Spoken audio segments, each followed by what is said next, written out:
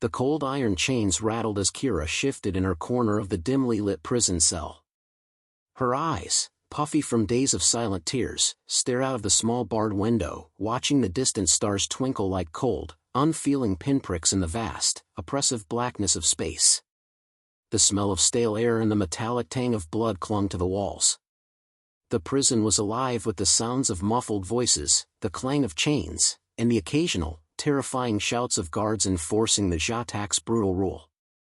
Kira, small even by the standards of her people, huddled against the wall, her knees drawn up to her chest for warmth. The soft, rhythmic thud of her heartbeat in her ears was the only thing she could focus on anymore. For the first time in her young life, fear was the only thing that filled her thoughts. Fear of the Jatak. Fear of the unknown.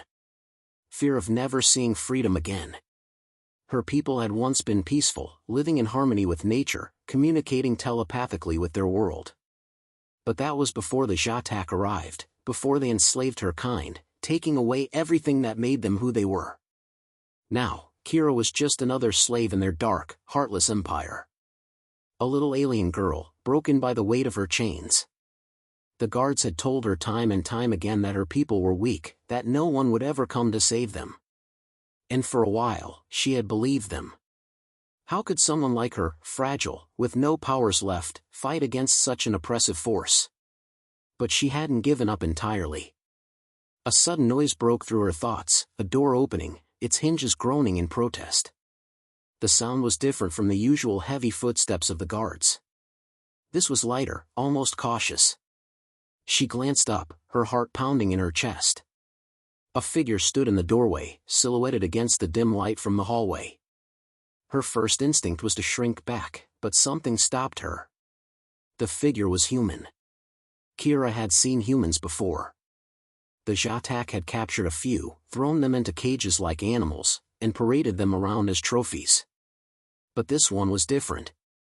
The others had been broken, defeated. This man, this human, had a presence about him, a quiet defiance in the way he held himself, as if he were daring the universe itself to try and crush him. He took a step forward, the chains around his wrists making a faint clinking sound. "Are you all right?" His voice was rough, but there was a softness to it, as if he genuinely cared about her well-being. Kira swallowed, unsure whether she should trust him. She had learned to distrust everything and everyone in this place, but something about him made her pause.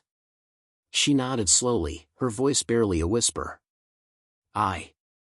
I'm fine," she said, though the words felt hollow. The human crouched down, his movements fluid and graceful despite the chains that bound him. "You don't look fine. You look like you've been here a long time," he said, his eyes scanning her ragged form. Kira looked away. She didn't want to talk about it, didn't want to acknowledge the pain that had become her constant companion. But the human didn't push her. Instead, he looked at the shackles on her wrists, his gaze darkening. "You're in chains too," he muttered. "They've taken everything from you, haven't they?" The words hit harder than she expected. It wasn't just the physical chains that had bound her, it was the way they had stripped away everything that made her who she was. Her memories, her identity, her connection to the earth and the stars, all of it felt so distant now. She felt lost. "Who are you?" she finally asked, unable to hold the question in any longer. The human's lips curled into a faint smile, though it didn't reach his eyes. "My name is John," he said. "And I'm here to tell you that you're not alone." Kira blinked, confused. "But, you're a prisoner too," she whispered. "What can you do? What can we do?" The despair in her voice was unmistakable. She had seen too many others broken by the Jatak to believe that anyone could save them. The Jatak were too powerful, too ruthless. John studied her for a moment, his expression hardening. "You're wrong about one thing," he said quietly. "You are not weak. You're just waiting for something to give you the courage to fight back." Kira shook her head, disbelieving. "I don't know how to fight," she said, her voice trembling. "I don't even know if I have anything left to fight for." "You do," John said, his tone firm. "You have yourself. And you have the strength to survive. I can see it in your eyes."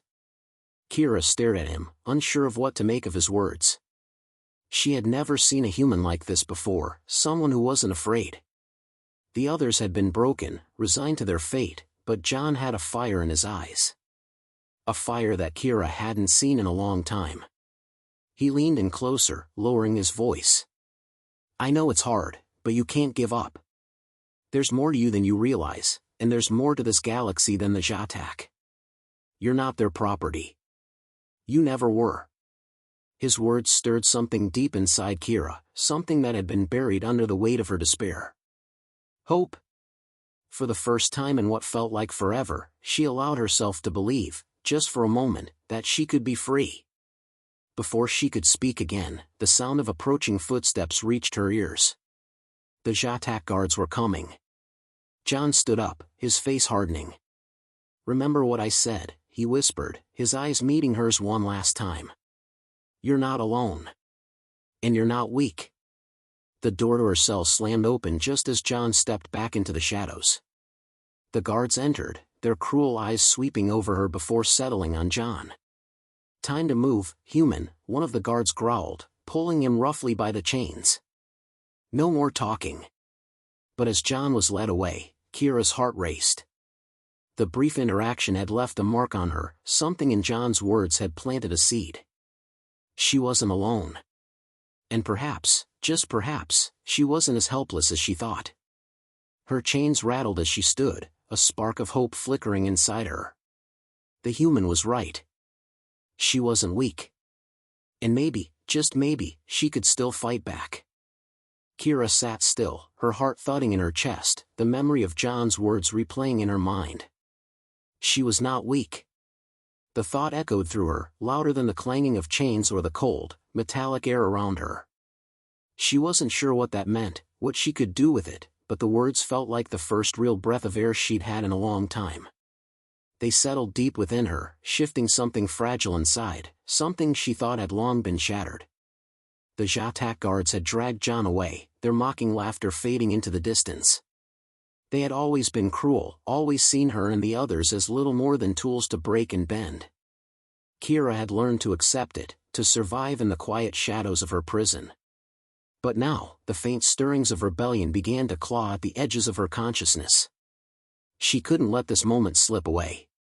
But the question gnawed at her, what was she supposed to do with the spark John had kindled? The days that followed were a blur.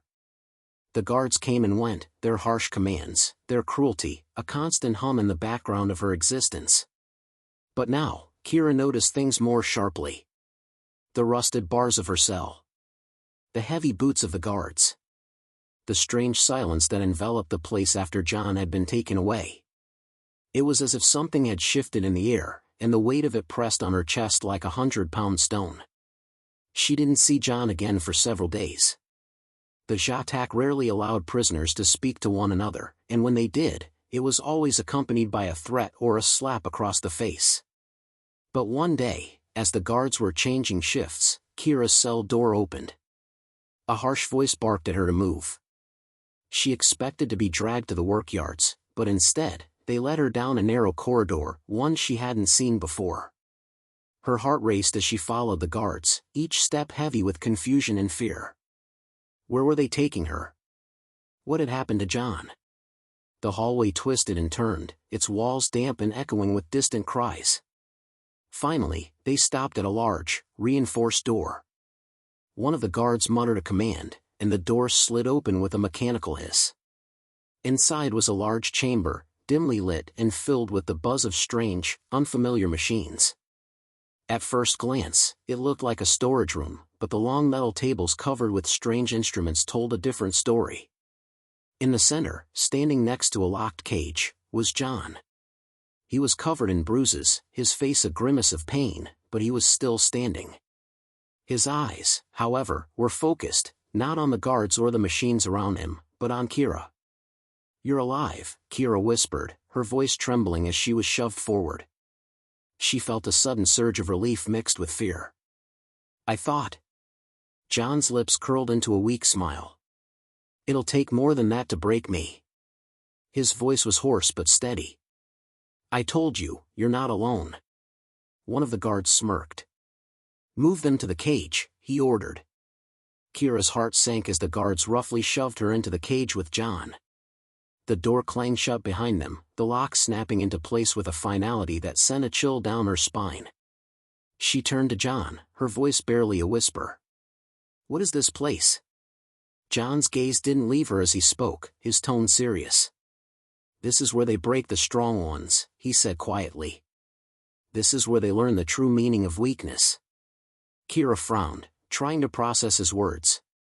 "What do you mean?" "I don't." "They use these machines to crush your will, to break you from the inside," John interrupted. "They've used them on us before. On other humans. They think they can make us weak. They think they can break us. But they're wrong." Kira shuddered at the thought.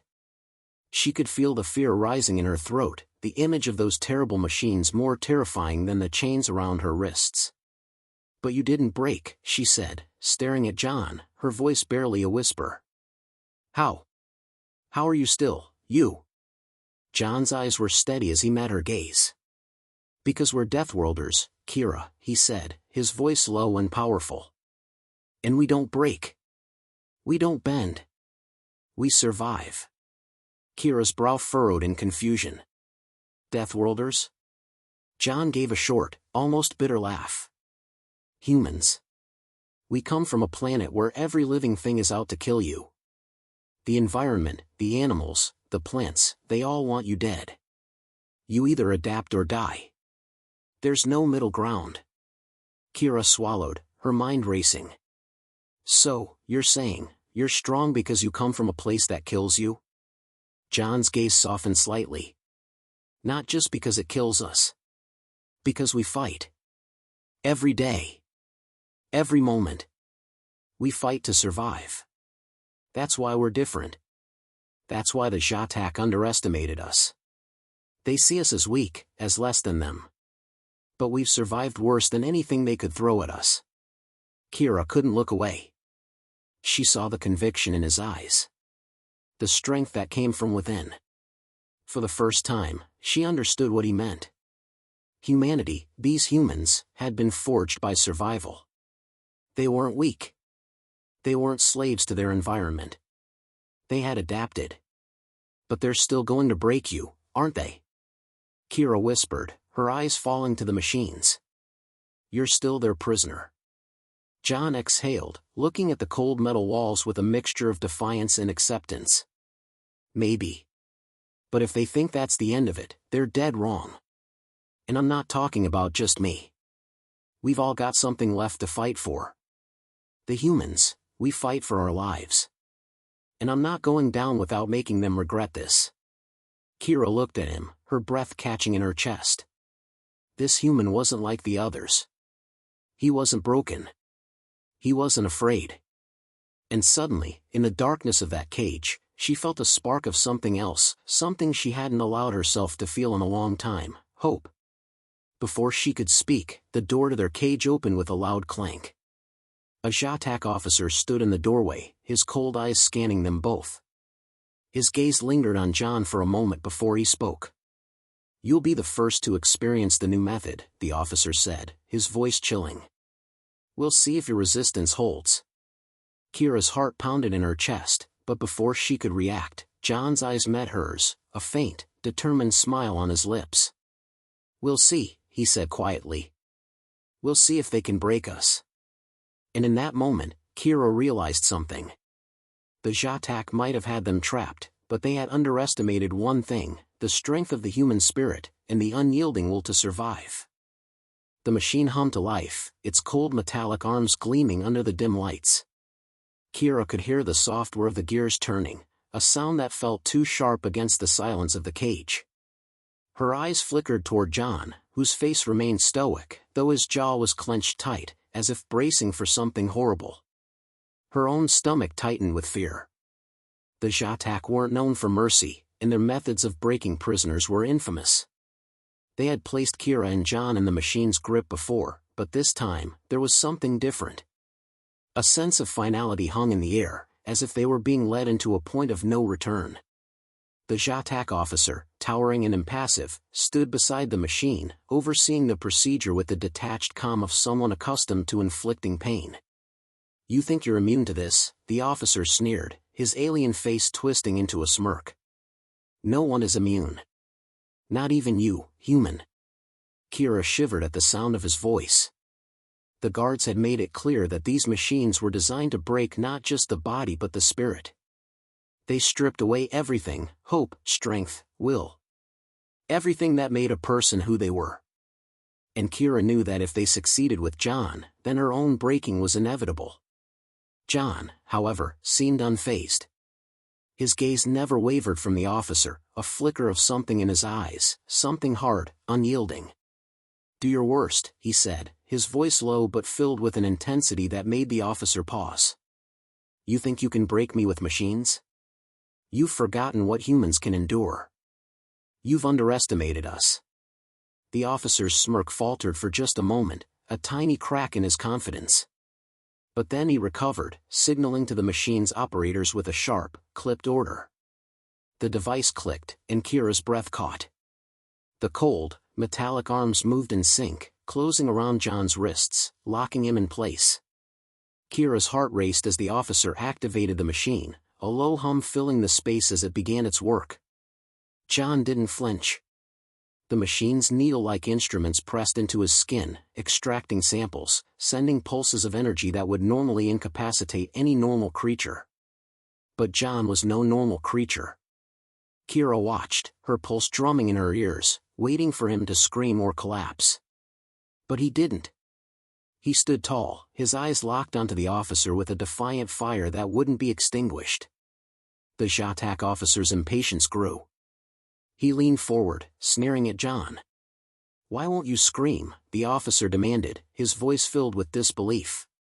"Why won't you break?" John's lips twitched upward in a grim smile. "You think you can break me with pain? It's nothing. I've faced worse. You should know by now, humans don't break. We bend, we bleed, we endure." Kira stared at John, awe creeping into her chest. There was no fear in him, not even in the face of that monstrous machine. He was like a force of nature, impossible to contain, impossible to conquer. The officer turned to one of his subordinates, barking orders to increase the intensity of the machine's pulse. A metallic hiss echoed through the chamber as more needles descended, but still, John didn't move. He stood firm, his breath steady, his body unyielding.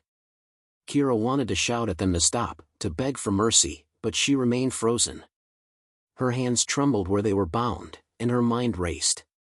John was a Deathworlder, strong in ways she couldn't fully understand, but she wasn't. Her own body felt frail compared to his. The machine's presence loomed like a nightmare, and she felt powerless to help him. The officer's frustration reached a boiling point. "Why do you resist? This is how you die, human. Why fight? You can't win." John's voice was steady, almost mocking. "I don't fight to win. I fight to survive. That's the difference between you and me." The officer's patience snapped. He signaled for the machine's operators to engage the final stage, and suddenly, the intensity of the machine's pulses shot through the room, a barrage of force that could disintegrate even the toughest creatures. The air buzzed with electricity, and the walls of the chamber seemed to shudder under the strain. Kira's breath caught in her throat as she watched John, his body jerking slightly under the intense energy. His face twisted in pain, but still, he held his ground. His teeth ground together, but he didn't scream. He didn't break. Kira's pulse quickened. She didn't know how much longer he could endure, but she could see the strain. She had to do something. She couldn't just stand by. "John," she called out, her voice raw with desperation. "Please, you have to stop. You have to rest. We can't fight them forever." John's eyes flickered to her, his face contorting in pain, but his voice was unwavering. "Listen to me, Kira. You can fight back. They can break your body, but they can't touch your spirit. They can't take away what makes you who you are. Don't give in." The officer snarled, furious. He slammed his fist on a nearby control panel, making the machine grow louder. It hummed with a deep, vibrating pulse that seemed to tear at the air itself. John staggered, his knees buckling, but he remained standing, his defiance an iron wall. In that moment, something within Kira snapped.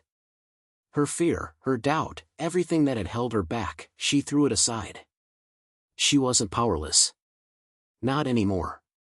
As John endured the unbearable, Kira focused all her energy on the chains that bound her. The raw, burning desire to escape, to fight back, blazed through her. And suddenly, the metal chains around her wrists began to heat up. Not from any external force, but from within her, a strange and foreign energy that she had never felt before. She gritted her teeth, her hands glowing faintly with a soft, ethereal light. The chains quivered, the metal bending beneath her will. With a grunt of effort, she pulled, and the chains snapped open with a sharp crack. The officer turned toward her, his eyes widening in surprise. But before he could react, Kira was on her feet, the chains falling away from her wrists.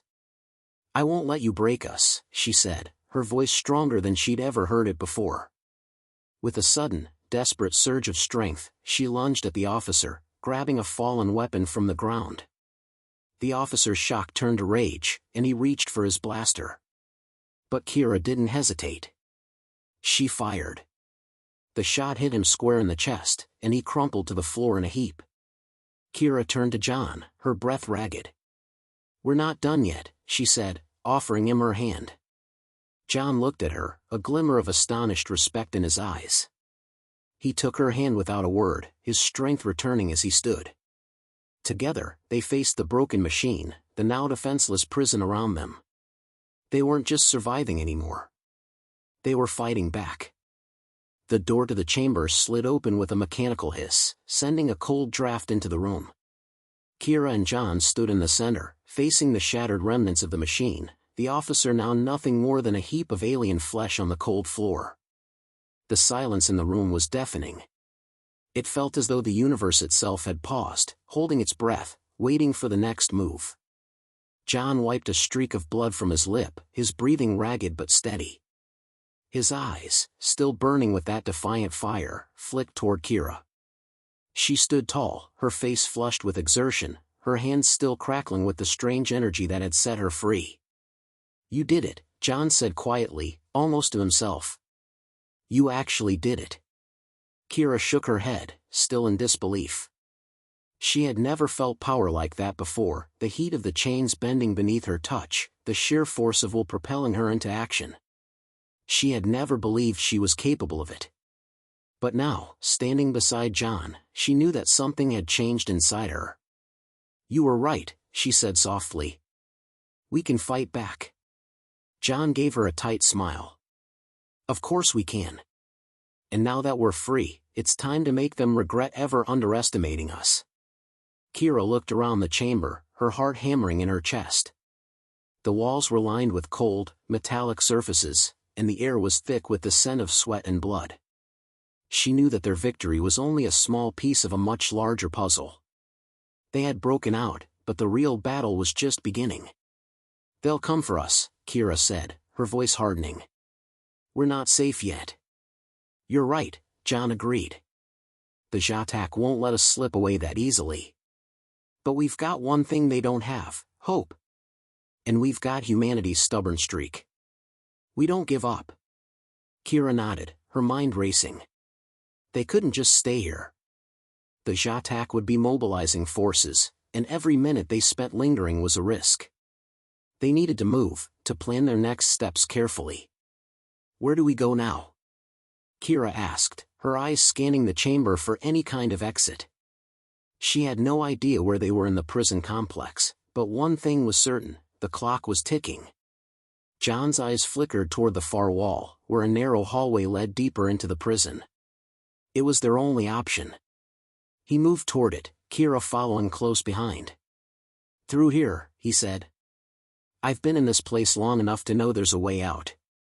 We just need to get to the lower levels. There's an escape pod docked there, but we have to be quick. The longer we wait, the harder it'll be to slip past the guards." As they moved down the corridor, Kira could hear the distant sounds of boots thudding on the metal floors. The Jatak were mobilizing. She felt a rush of adrenaline course through her veins. They were running out of time. John led the way, his steps purposeful, his eyes sharp as he scanned each turn, each dark corner. Kira kept pace, her mind still grappling with everything that had happened, the machines, the chains, the officer, the moment she had broken free. It felt surreal, like it had happened to someone else, but the ache in her hands and the fire in her chest told her it was real. They reached a junction in the hallway, and John paused, his hand on the wall. His eyes flicked to Kira, then to the darkness ahead. "We're getting close," he said in a low voice. "But we need to move fast. The Jatak are smart. They'll be locking down the exits any minute." Kira nodded, her breath steady now, her body poised. "I'm ready." They moved again, this time more cautiously, the sound of their footsteps muffled by the thick metal floors. As they rounded another corner, Kira caught sight of a Jatak guard at the far end of the corridor. Her heart skipped a beat. John's eyes narrowed as he studied the guard, calculating the distance between them. There was no way around him. They had no choice. "Get ready," John whispered. Before Kira could react, John's arm shot out, pulling her into the shadow of a nearby alcove. He leaned close, his voice barely a whisper. "We have to take him out quietly. We don't have the luxury of a fight." Kira felt the heat of her own breath as she nodded, her instincts taking over. She had no experience with combat, but there was something primal within her now, a connection to something larger, deeper than fear. The power that had surged through her earlier wasn't gone. It was still there, just beneath the surface, waiting. John signaled to her, and Kira moved silently, a strange confidence settling over her. She crept toward the guard, every muscle in her body coiled like a spring. The guard, unaware of their presence, was focused on something further down the hall. In one swift motion, Kira struck, her hands gripping the guard's neck as she twisted, the strange energy flowing through her, focusing her strength. The guard let out a brief gasp before collapsing to the floor, unconscious. John's eyes widened in surprise as he turned to her, a mix of admiration and approval in his gaze. "Well done," he said, his voice low. "You're a natural." Kira's breath came in shallow bursts, her pulse racing. "I didn't know I could do that," she admitted, her eyes still on the fallen guard.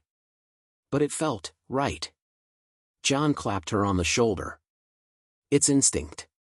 The fight for survival is in all of us. You've just unlocked it." They continued down the hallway, their pace quickening as the sounds of Jatak activity grew louder. Finally, they reached the escape pod bay, a large, dimly lit room with sleek, metallic pods lined up against the far wall. The docking bay was silent for now, but Kira knew that wouldn't last. John moved to one of the pods, his hands flying over the control panel. The door hissed open, revealing the cramped interior of the ship. He turned to Kira, his eyes steady, but there was a flicker of uncertainty in his voice. "We're not done yet," he said, his gaze hardening. "But this is the first step." Kira stepped forward, her resolve firm. "We've come this far. There's no turning back now." As they climbed into the pod and the door slid shut, Kira allowed herself a single moment of peace. They were free, for now. But the war was just beginning. And together, they would make the Jatak regret ever underestimating humanity.